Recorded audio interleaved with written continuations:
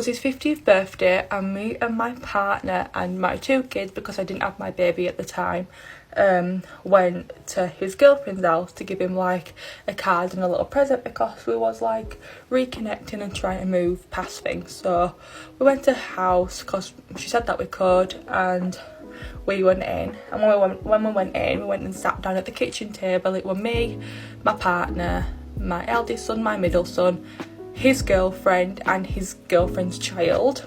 My youngest at the time, he was in the living room, and I just went in and like, oh, I'm going to sit in here with him.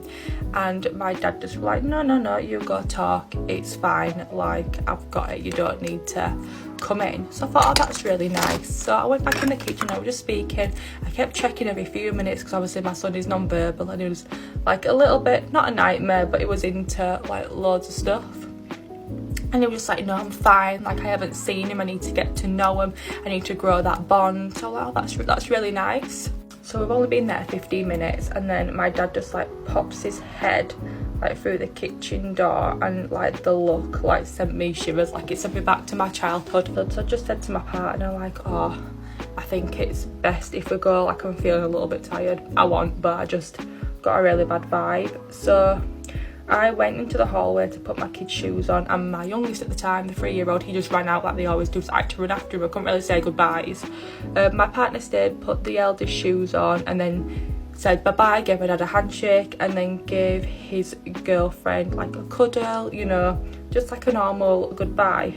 And then on my way home, I got a voice note from his partner's son, and basically he's my 3-year-old off, saying he's into everything, I don't even know the kid, you left me with him. Bearing in mind I'm in every few minutes like, are you okay with him? And he said to me, I need to get to know him and build that bond, it's fine, leave it, like it's the best birthday ever. Like he, like what? So obviously I was so pissed off with that.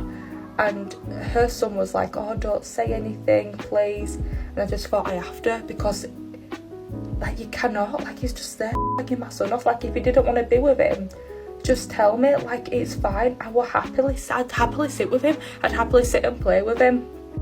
I rung up and I was like, you know, I rung his girlfriend up and I said, what's all this? Because I was quite close with his partner, and she was just like, how did you know? I'm like, oh, you know, your son like sent it to me, don't tell him that I've told you, but he did. Anyway, my dad comes on the phone screaming and shouting.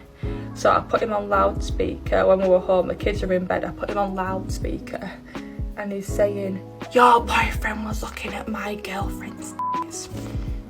What? So he's diverted it all back to us, and I was just like, what, excuse me? If that happened to me, I think that's just a pathetic, dramatic excuse to be like, you can't be bothered to reconnect with your child. I think you're trying to pick at everything that happened that day to make them feel guilty and to again blame them. And if you're reconnecting a relationship and friendship, the last thing you need to be doing is being so rude about her non-verbal child, your grandson, and making out her partners like some disgusting little weirdo, and which is not the case at all. You know, you're reconnecting, you're getting to know each other, you're being friendly, you're being kind. It just puts such a strain on your relationship, and he's definitely ruined chances now. Now his partner, they're really big, and she had a vest up on and no bra, like I bloody looked, and I thought like anyone would look, like I'm not bothered about that. And I started getting voicemails on WhatsApp from my dad saying that he's getting into his car now. He has got I think it was like a 72 or something ounce or something. Anyway, well, basically it's a big hammer, and he's coming to my house where my kids were to brain my partner with a hammer. And I was like, what the hell? Now, because of my dad's past, he's a narcissist, he's a liar, but when I told my mum this, she was just like really scared because of how he was with her. Again, another story. So she was just like really scared, and she actually called the police. There was also like so many voice notes that my biological dad was sending through to me, like saying that I'm a dirty is going to go to my mum's work and confront my mum. I'm this, I'm that, I'm like my mum. He's going to batter my boyfriend. Oh, you know, like all of this. And this happened within like, the phone call ended, voice notes, mum ring police, more voice notes, police came, it all happened within 10 minutes. Like, it was a lot to process, and thank God my kids were in bed, so they didn't like understand what was going on or know what went on. But it was just so scary because like how it can turn so fast. Because I've got that emotional bond with him, that trauma bond, I feel guilty cutting him off sometimes because he has done like really bad things in the past, but I always feel really guilty. Don't know why. I'm going to therapy for that, but I don't know why. But because he's done something to my partner and said to him about like my kids and stuff, my partner has been the one that's like, no, like you cannot go back there, you cannot put yourself in danger, you cannot put your children in danger. I don't put my children in danger, but it's that bond, that really hard bond to like break. I think it's really sad, and I think her partner is so right. Like, I wouldn't go back in that situation. I think, you know, I don't know how old she is, but let's just say, for example, she's 24, 22. He's had like 20 years to like improve himself, be there. But in the sense of things, he's threatened her mum, being rude about her partner, her kids, everything, threatening, abusive language. And I think as a child, you just want your dad to support you. And you see all these like lovely like social media stories, oh my dad bought me a car, or my dad took my son out to here and there, and you watch YouTubers and celebrities, and it's like you have that trauma, and it's like, oh my God, I just want my dad to be there for me. You know, my kids have a dad, why can't I have a dad? And I think I feel really sorry for her. Like, she just wanted a relationship with her dad, and she never once asked for his disgusting abusive behaviour.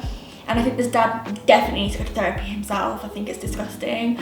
You know, if I was his partner, I'd be so embarrassed, really embarrassed. And I think the partner is, by the sounds of things, you know, on the phone, like telling him, oh my God, he's on his way.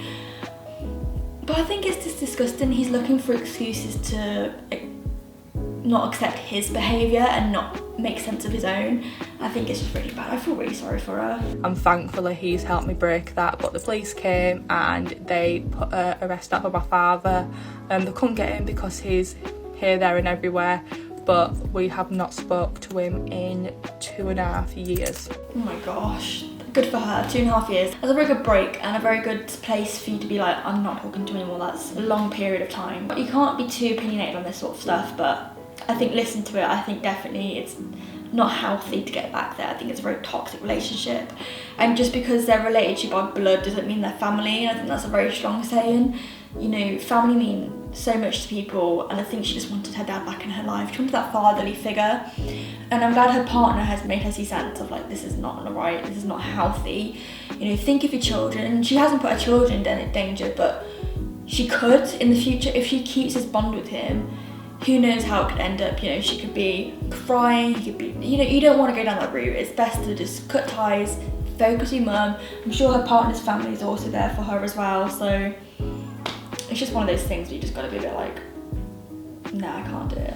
Thanks for watching StoryTrender. Don't forget to like and follow.